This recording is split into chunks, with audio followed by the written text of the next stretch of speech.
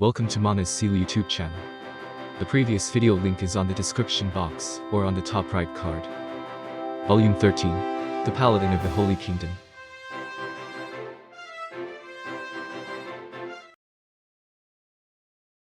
Neia swallowed the stomach acid rising inside her as she walked towards the Sorcerer King's room. As she did, an intense sourness spread through her mouth. She took up the pouch tied to her belt and drank the water within. The water tasted bad since it was tainted by the odor of the leather which held it, but it helped quell the burning sensation in her throat and the stench in her mouth. However, the anger still remained in Neia's chest, and her face was still pale. She recalled the stomach-churning scene that she could not forget, even if she wanted to. The demi-human army had encircled this city for a full 3 days now. The enemy had not attacked or attempted to parley, simply letting time pass. But today, the demi-humans had brought out their captives from the Holy Kingdom to the outer walls of the Lloyd's district, where Neia had been posted. If they had skilled archers or slingers present, they might have been able to launch an attack, but they unfortunately had nobody like that on hand. Neia was confident of hitting the demi-humans if she used the Sorcerer King's bow. However, launching a rash strike may have triggered an all-out attack. That would have led to a battle of 10,000 against 40,000, and they would have to open the city gates, if they wanted to save those captives. Once the gates were opened, the demi-human forces would surely pour in like an avalanche. Such a thing could not be allowed to happen, and so all they could do was stand aside and watch. There were less than 20 captives. They were made up of males and females, adults and children, but there were no old people among them. All the prisoners were naked and covered in scars and bruises. Just as the gathered people of the Holy Kingdom began to think they had been brought out as collateral for some kind of negotiations, a tragedy unfolded. The demi-humans began to kill the captives. A demi-human who seemed to be about 3 meters tall had decapitated a prisoner, and then raised the severed head in an inverted position. Neia had clearly seen how the earth had drunk the vast quantities of fresh red blood spilled upon it. After that, the demi-humans began to butcher the prisoners' corpses. Neia had seen her father process animal carcasses before. However, the sight of such a thing happening to human beings dealt a mighty blow to Neia's psyche. After that, the demi-humans ate the captives one after the other, while they were still fresh. The most cruel part was watching how some people had been eaten alive. Even now, Neia's ears still rang with a child's cries as a demi-human chewed his belly open. It was accompanied by the sound of his innards being torn out. Fortunately, Gustav had been wise enough to keep Remedios from following him, under the pretext of protecting the prince. Surely they would have been fighting by now if she had seen something like that. Neia sighed deeply, then took another mouthful of water and forced herself to swallow it. She had heard someone say that it would feel better to throw up if one was nauseous, but given that she was heading to the Sorcerer King's room, it would be disrespectful to arrive with the stench of vomit clinging to her. After checking her breath several times, Neia stood before the door to the Sorcerer King's room. There was nobody on either side of the door.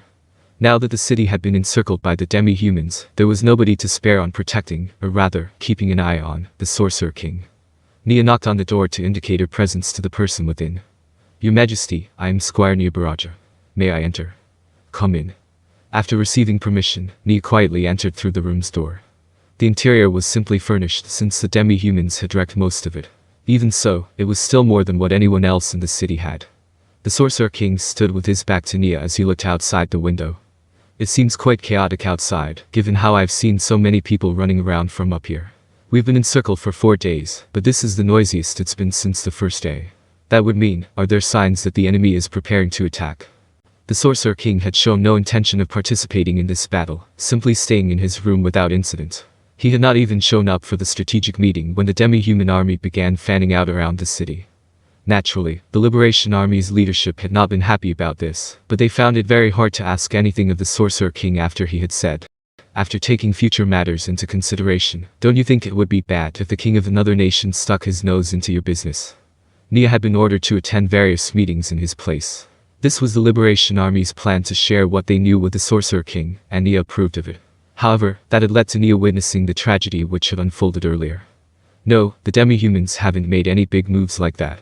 But, the demi-humans, how shall I put this, maybe they're trying to make a show of force, so their positions have shifted a little. I see. In that case, this standoff will only continue for a while more, no? The demi-humans are trying to shake your troops and weaken their morale. Come to think of it, do you think you can win this battle? No, Neia longed to say as much. For starters, there was a vast difference in the respective strength of their forces. 10,000 humans versus 40,000 demi-humans. Even that figure of 10,000 included the elderly and children. In addition, they had not yet fully recovered from the wounds both physical and mental, and the fatigue they had incurred at the prison camps. While the defenders typically had the advantage during a siege, that only applied when both forces were evenly matched. When one compared the average demi-human to a human commoner, the latter was so weak that even comparing them seemed like a foolish act. At the very most, the only people who could stand on equal footing with demi-humans were the paladins, the priests, and professional soldiers, but they did not have many of those. Compared to the 40,000-strong army they were now facing, it was as pointless as trying to put out a fire dragon's breath with a bucket of water. Still, one could not say this was an entirely unwinnable battle. There was one person who could beat back the demi-human hordes by themselves, even without counting the Sorcerer King. Assuming physical exhaustion and lucky hits from the enemy were not a factor, the strongest paladin in the Holy Kingdom, Remedios Custodio, could take on about 40,000 demi-humans and kill them all. However, one could not say there were no powerful individuals in the demi-human army who could stand toe-to-toe with Remedios. In fact, it was very likely that there were such beings out there. Neia called the Grand King Busser, the demi-human who had previously ruled the city. While the Sorcerer King had killed him like he was nothing more than a pile of rubbish, that was simply because the Sorcerer King was incredibly powerful. Busser was overwhelmingly strong in his own right. Neia could not have beaten him, no matter how hard she tried. Demi-human kings like that might be Remedios' equals, or perhaps even her superiors. They were all very strong in Neia's estimation, so she could not accurately judge the outcome of a showdown between two such powerful beings. In addition, physical exhaustion had to be taken into consideration if one was being realistic. No matter how strong they were, nobody could escape the specter of fatigue. Magic could briefly ease it, but fatigue would continue to accumulate once more. Even after killing an army of 10,000, Remedios could still be attacked in a moment of exhaustion and weakness, and be killed by an average demi-human. Quantity had a quality of its own, after all. However, if there was some being who could overturn that logic, Neia's eyes went to the great ruler who still stood with his back to her. That person would be an absolute force. An entity who surpassed this world. He was none other than the Sorcerer King, Ainz. As Neia gazed upon his regal back, she suddenly realized that she had not yet answered the Sorcerer King's question, and she hurriedly spoke. I'm not sure. Panic caused her to exclaim louder than usual, and she blushed before continuing in a normal tone. Therefore, I'll do my best to find out. The Sorcerer King seemed entirely unmoved by this, and asked another question. I see. Then, have you learned anything new about the enemy? Have you verified Jaldabaoth's presence? The situation on that front has not changed in the past few days. We have not yet sighted Jaldabaoth among the demi-human forces. That makes things difficult. It may be very hard for me to help you in this defense. After all, I need to replenish the mana I've used up. I must consider the possibility that his plan might be to deprive me of mana before I take any action. But of course, everyone is fully aware of your Majesty's opinion. During a strategy meeting, someone had once said they had spotted a demon who looked like Jaldabaoth, but when Neia said they had to make sure, that person had immediately said they had probably been mistaken. Given the mood in the air, it was clear that everyone present with the exception of Neia, was planning to involve the Sorcerer King in the fighting, by spreading false reports of Jaldabaoth's presence. They might despise the undead, but lying to the king of a nation means they have no integrity to speak of.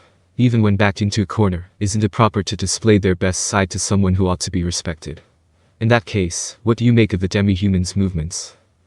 Yes, the demi-humans had been previously massing at the west gate, but now they've split their forces and are sending some of their troops to the eastern gate. We believe they're about to make their move, probably preparing for a siege. That is to say, enough time has passed for them to finish building siege weapons, then. Well, that's probably a good thing. After all, the enemy isn't trying to starve you out. Neia could not tell if it was a good or bad thing, but they would have no response to starvation tactics. If the demi-humans attacked on an open field, then they would be promptly annihilated due to the opposition's overwhelming advantage in military strength. However, if they were fighting from behind the protection of the city walls, it would not be such a lopsided battle. Of course, that was merely going from incredibly bad odds to pretty bad odds. Of course, that might also be due to the fact that the demi-humans aren't aware of our supply situation. Then again, it's more likely that they simply don't care about a small city like this. Well, the demi-humans did conquer the fortress line we saw when we entered the Holy Kingdom, so it would be reasonable for them to hold a small city like this in low regard. If you give them a hard time during the defense, and make them feel that a siege is to their disadvantage, that'll draw the battle out. After that, you'll have a very hard fight ahead of you. It appeared that the Sorcerer King believed that they would have to win this unwinnable battle, before the true battle began. Your Majesty, may I ask your opinion of how you think the situation will develop? Future developments? I don't honestly know. In truth, one could say that you've lost by being forced to hole up within the city. Taking shelter in a city is typically done under the pretext that reinforcements will arrive. Either that, or the enemy is operating under a time limit or something similar. However, you are simply defending a city in enemy territory, so your chances of victory are despairingly small. Still, we managed to send the nobles we freed to the south before this, so we can't say for certain that no help will arrive. Neia might have said those words, but she knew in her heart that she should not be counting on reinforcements. The southern armies would need to break through the demi-human alliance forces, blocking their path to reach Neia's location, and even if they did that, there was still an army of 40,000 demi-humans to contend with. Fighting repeated battles would be a huge drain on their combat strength. It would be wiser to abandon the 10,000 people in this city. That would be good. It would seem the Sorcerer King did not believe it for a moment either. But that was only to be expected. Given the circumstances, we could turn things around without sacrificing anyone. Neia dispelled the notion rising in her head.